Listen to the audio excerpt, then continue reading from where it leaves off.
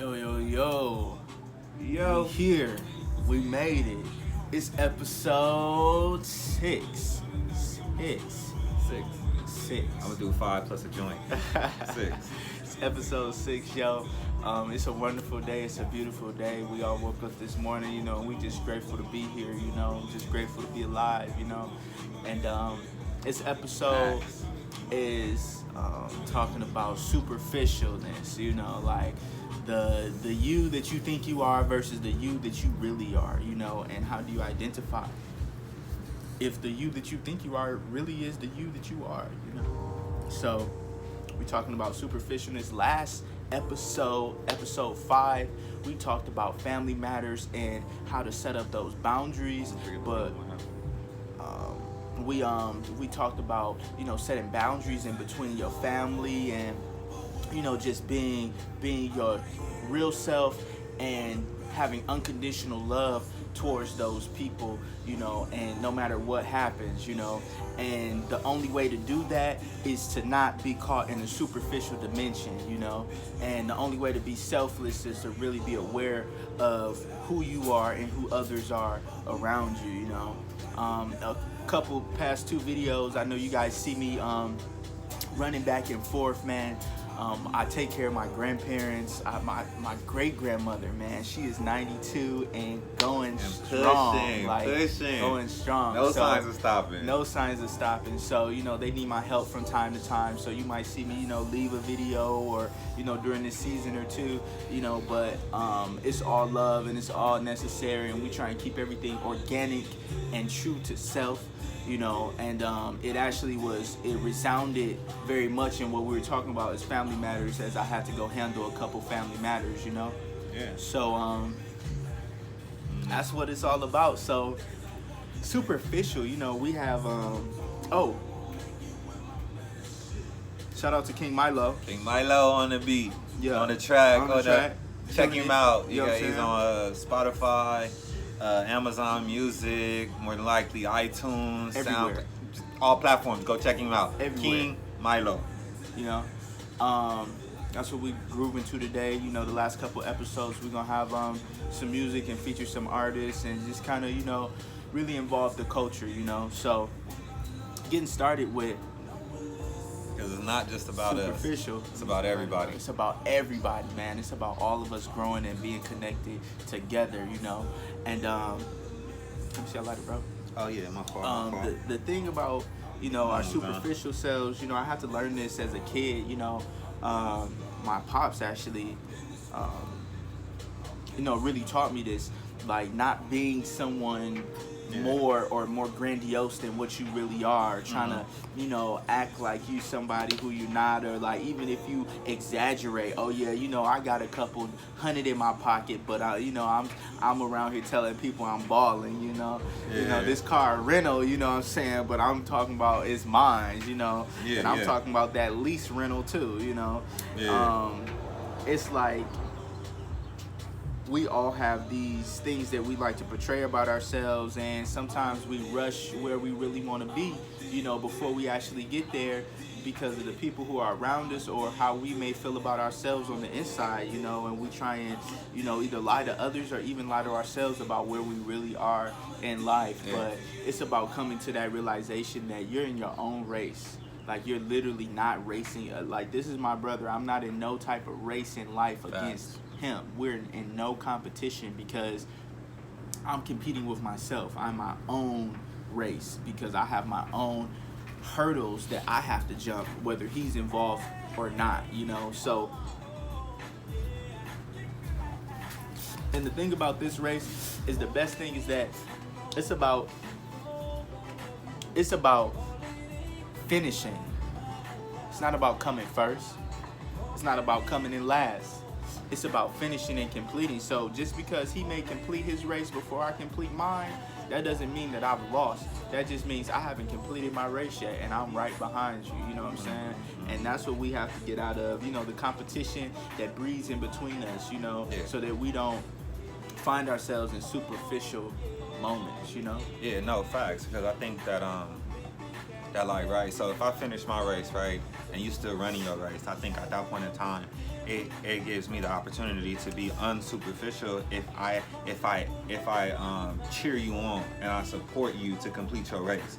Because I mean, at the end of the day, everybody has a thought like, dang, I'm about to give up. You know what I'm saying? And you need that support, that non-superficial support, like keep going. Not the support like, okay, yeah, I kind of see you doing you, but that's it. You know what I'm saying? I just see you doing you, like, and not just saying like, yo, bro, that's dope. Like keep going, like you getting better. You know what I'm saying? You working harder. Like I see you. Just keep going, bro. You almost there. You know what I'm saying? Just that small little push can make a big difference. And don't be superficial about it. Don't have it with malice intent. You know what I'm saying? Or sarcastic intent. Yeah, like because like you got a lot of people out here who be like, yeah, bro, I really hope it work out for you. And really what they doing is you think that they tapping you on the back, but what they doing is they really like pushing you and stabbing you in your back. Like, I hope it work out for you, brother. I hope it does. And you just bleeding. You know what I'm saying? With a smile on your face. Oh yeah, like the frog in the water that don't know it's hot. You know what I'm saying? You just heard good words and you don't know you really getting stabbed. Because it sounds good. Yeah, and that's that superficial shit, or it's like it's so crazy because we're speaking about superficial, right? Or superficial, artificial. That we've come to a point in time that in life we've become so superficial and artificial that we're altering our bodies with surgical procedures because we don't like this, or like one ball saggier than the other, so I need to make them better, or right. You know what I'm saying? One nipple in larger than the other, so I need to make them symmetrical. And I understand a lot of things in life is symmetrical, but even within in the symmetry of things, there's still chaos. Yeah. You know what I'm saying? Yeah. Like, and I shouldn't even really say chaos. I should just say non-symmetrical aspects of the overall symmetrical, aspects. So, that I think that once we realize and hone into that, we then no longer actually allow ourselves to become superficial, because we dive deep. We ask ourselves the deeper questions like, who am I? What have I been taught? Do I actually really agree with that? If I don't agree with that, then what do I agree with? And dang, if I don't have anything that I do agree with, then how can I learn more information to further expand my form of my train of thinking or my form of thoughts, to the point where I can possibly think outside of myself. Well, think inside of myself so I can think outside of myself. Yeah, you see what I'm saying? So it's really, and it's funny because what people find is they want to think outside of themselves, but they don't know how to necessarily maintain their inner self when they give. They feel so, I'm giving too much. I'm so out here with with people, so they begin to put up this inner wall and only deal with their inner selves and become selfish or repressive to their even natural want to give to others or be around others. And we've adapted to, because of superficialness within our culture and in our community, we've adapted to these things in a way where we've built character mutations, like our characters have adapted to another norm that was never supposed to be with how we deal with each other. You know what I'm saying? Yeah. I see now, like in the past, like 2010-ish, people, bro, I can tell you, I'd be like, bro, I love you, bro. You know what I'm saying? But 2009, you know what I'm saying? Yeah. But 2009, you know what I'm saying? Like, men couldn't be like, oh, I love you, bro. Like, and it'd be like, yeah, I really love you. You know what I'm saying? Yeah. Like, and then I'd be nothing like more than that. Yeah. So it's like we built these adaptations to a particular way based off of what superficialness or things not being clear, or things just being people not really knowing who they were, and we allow it to affect who we are because we were made vulnerable and then put in an uncomfortable position. You know what I'm saying? Like, we adapt to these uncomfortabilities But really, we should be able to, going back to what we said in the last video, stay at homeostasis and be balanced within ourselves, no matter who is around, what or who is around us and what they're bringing to the table, you know. And that's really what's really important. Yeah, and I think that with going within and actually having those conversations, you can then acknowledge where you're at right now and know what you can do and what you can't do at the moment. It doesn't mean that you won't be able to do it, period. It just means at the moment I can't do that. And you know what? That's okay. Either I can better myself to do that, or I can work with somebody who has that skill. You see what I'm saying? So then that skill can rub off to me, and there may be skills that I have that that person does not have, which then rubs off within that person, and then within we actually end up bettering each other. Non-superficial, non-artificial. That's organic. You know what I'm saying? It's like that we get so wrapped up on the end result that we really forget to enjoy the actual transformation. Like we are like, it's like, okay, I'm a caterpillar right now. Now I know eventually I'm gonna be a butterfly, but the only thing I'm focusing on is becoming the butterfly. It's not becoming the cocoon, because first I have to become the cocoon and then become the butterfly. But because I'm only focused on the butterfly, that means I haven't even really acknowledged where I'm at. Exactly. And I'm only focused on, like, I think that at that point in time, it makes it almost like superficial, like non-artificial, because everything you're doing isn't true. I ain't gonna say it's not. That's the thing. We can't say it's not real. Yeah. Because this caterpillar is going real. to become a butterfly. But unless it get eaten. Unless it get eaten. But then go ahead. I'll just play. I'll just play. I'm saying, like, but if this caterpillar decided tomorrow, before it got to the cocoon, I'm a butterfly, and it's still walking around, you know, with its thousands of legs, and you like, I'm a butterfly, and you out here trying to fly. You know what I'm saying? You gonna fall off. You gonna take that leap and fall off that branch. So let's say somebody gave this caterpillar an opportunity to be a butterfly. Somebody believed and saw that potential enough to say, you are a butterfly. I believe that you're a butterfly. Yeah. But you go to take out your butterfly abilities, and they not there, and then we feel offended when other people are offended. That we not, you know what I'm saying? So if we actually took the time to understand where you are in your cocoon process, you know what I'm saying? Yeah. Then we could better identify, I'm on my way to I'm going Super Saiyan. I'm turning into this butterfly, you know what I'm saying? But at the moment, I'm cocooning. I'm charging up. Hyperbolic time chamber. You know what I'm saying? Yeah. And it's okay to be there. And that's the thing that we've been taught. Like, it's not okay to go through transition. Like, it's not okay to be in a place where everything isn't okay. Yeah. You know what I'm saying? We've been taught to, that's not cool, you know? Yeah. And really, it's the most beautiful place there is, because that's the place where you develop and learn and build and maneuver and all of those things. And I believe if we were actually focused on those moves, we wouldn't even need to think about the end result, because what we do is we get so focused on this end result. Like, this is what I want. This is where I want to be in my life. And we go all these places to get it done. And for the things that don't fit into that box, we reject. Based off of our wants and desires. But in actuality, that thing that we rejecting could be the thing that get us there quicker. Could be the very thing that the key that was missing, that you didn't know that was missing in the process of getting this one thing done. You know what I mean? And that's why, you know, I don't get set up on, you know, what I want or the end result of things. I try to be in the moment of when the doors come to me, you know, is this a door that I should walk in or not? And then what is going to be at the end of this door?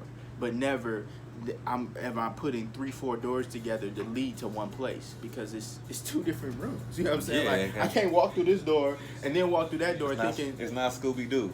It's not Scooby-Doo. when they go in through one door of the hall and run out the other door, like nah. I dig what you say. You know what I'm saying? It's like, what is this door? But is it Scooby Doo? Maybe this door can lead to another door that you didn't even know about. That's possible, but I believe that this door is this door, and it's designated for this thing. Okay. And I can go in this place without having agoraphobia, the fear of walking back out, or walking through it in the first place. Yeah. You know what I'm saying? Yeah. Like walking through the door and walking out the door. door. You know what I'm saying? A lot of times we feel like once we in something, we can't walk out of it. Yeah, we trapped. We trapped ourselves in a situation because we made it. I'm trapped in my decisions, and that's not true either. Yeah. You know, and that's the thing. Like we can decide to go into a door and decide to walk out of a door. Yeah. It's this isn't the door for me. I was looking for something else. I appreciate it, and I'm on to another door. Yeah, like when you over the door, you be like, oh dang, my fault. Wrong house. Let me go ahead. Yeah, nah. I get what you're saying. What we're doing is we find ourselves walking into the wrong house and feel like, well, I'm here now. I gotta stay. Yeah. But would you do that to yourself in real life? If you walked into a stranger's home and you felt uncomfortable and unfamiliar, would you stay just because you're there already, or would you actually leave and go to that right door? Yeah. Nah, I dig what you're saying, and I think that comes with the fact that as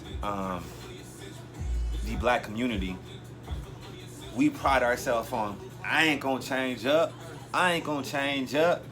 You know what I'm saying? To the point where we're talking about is when we get money, we're not gonna change up and forget where we come from.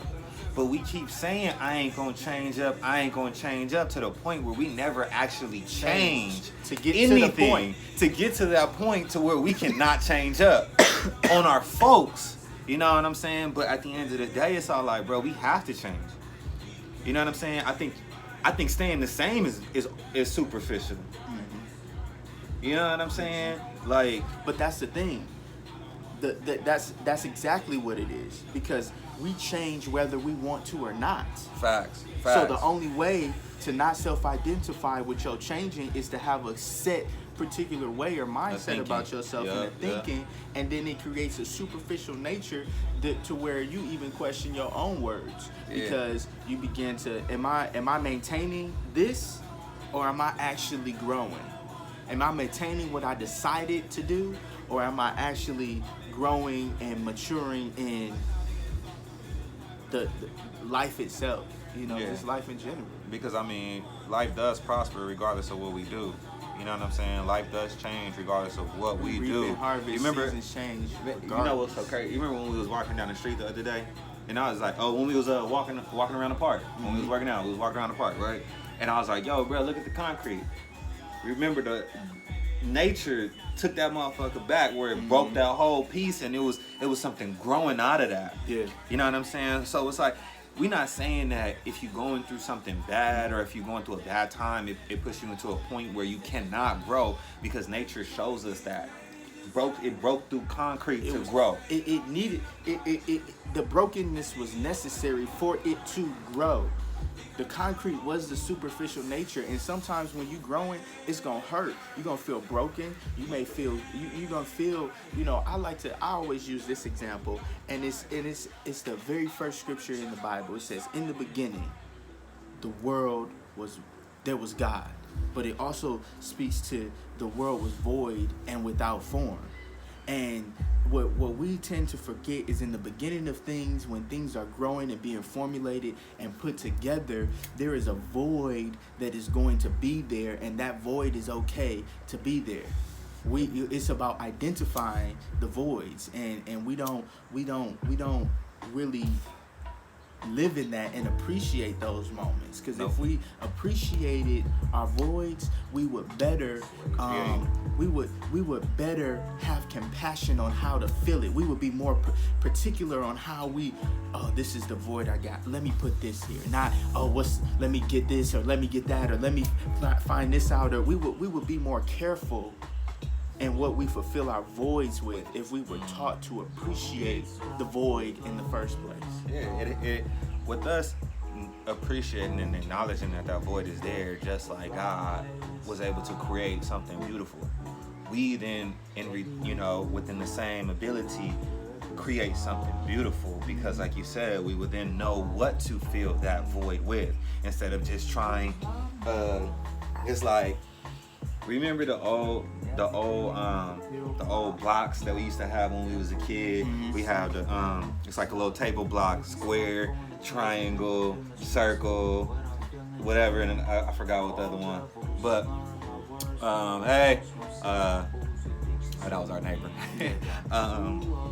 Like, it's like wonderful day in the neighborhood. So like, we need to stop trying to put the triangle in the square just to see if it fit, or put the circle in the triangle just to see what it fit.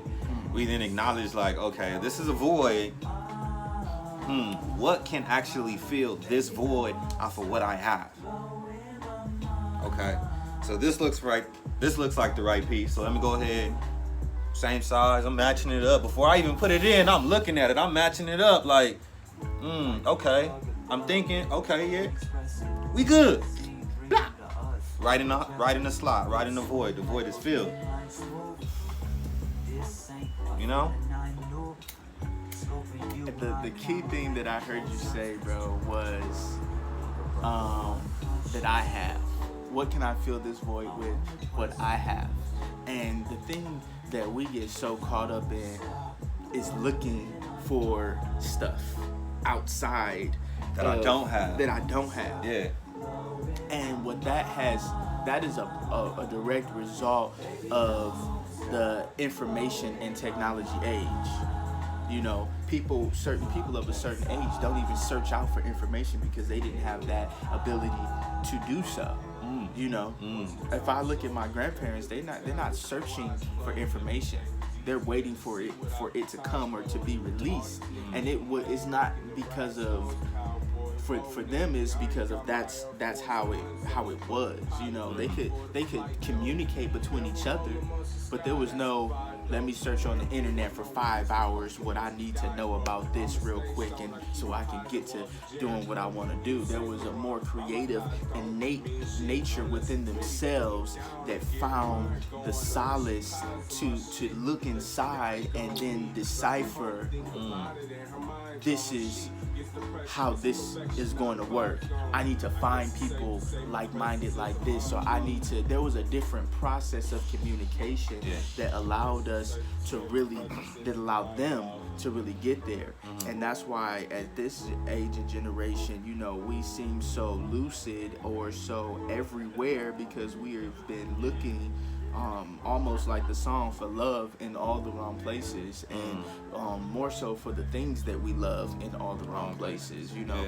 And it's like we look mainly, it's funny, we all mainly look at the internet.